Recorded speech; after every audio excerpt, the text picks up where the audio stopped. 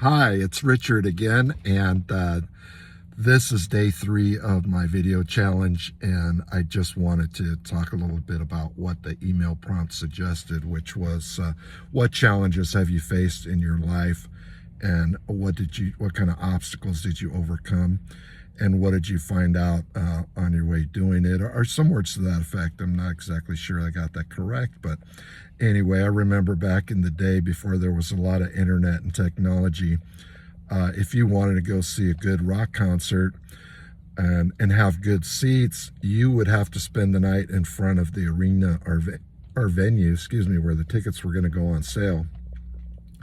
And then when they opened, you'd be the first in line. And I remember one time when David Bowie was going to come to town, and it was for the Glass Spider tour. I think it was in 1984, I want to say.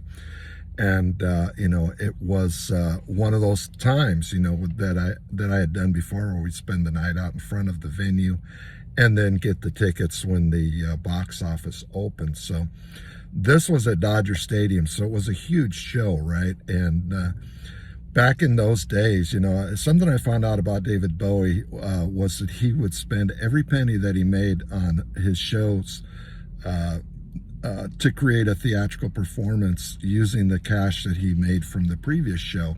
So he would arrive in a limo and his costume and his entourage and whatever to create this spectacle or this illusion that he was much bigger than he actually was.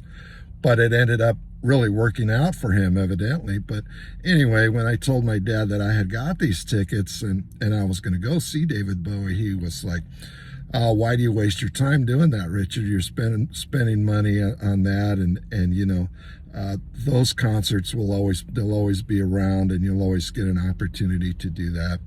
And especially going out there to spend the night to get the tickets, which was kind of an uncomfortable sacrifice or whatever, not to mention the money. And he kind of poo-pooed the whole situation. But finally the day of the concert came, and I actually had tickets in the 10th row, and in front of me was sitting Lisa Bonet with the Cosby Kids, and let me see, the starting band came on, and it was Lenny Kravitz, and he was just starting to get popular at that time.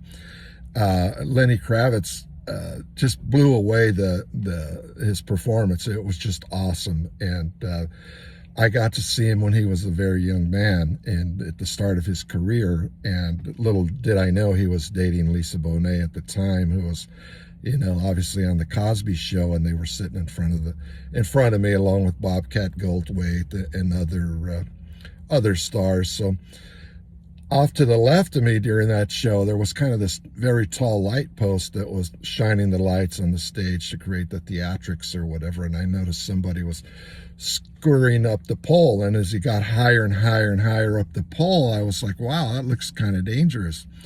And then the whole stadium was cheering for this person. And he kind of wrapped his legs around the pole and leaned back and started waving his arms around and doing all these wild kind of moves and stuff. And then I noticed, wow, it was Billy Idol, and everybody cheered. And it was obviously a kind of this publicity stunt that Billy had decided that he was going to take advantage of the situation, get in front of all these people and get recognized. So anyway, the show went on, and David Bowie was just fantastic. It was the Glass Spider tour.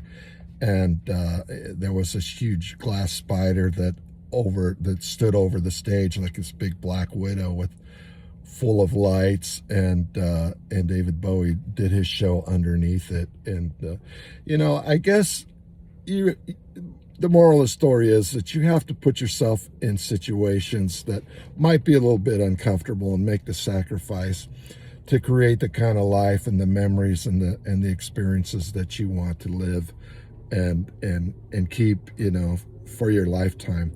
Things just don't happen, by happenstance if you're sitting on the sofa and you're not involved in your life and you're not getting out. And, later on when I went back to tell my dad about how the show was, my stepmom at the time says, wow, I wish I would have went. That sounds fantastic. And it was. So anyway, have a good day, guys. Bye-bye.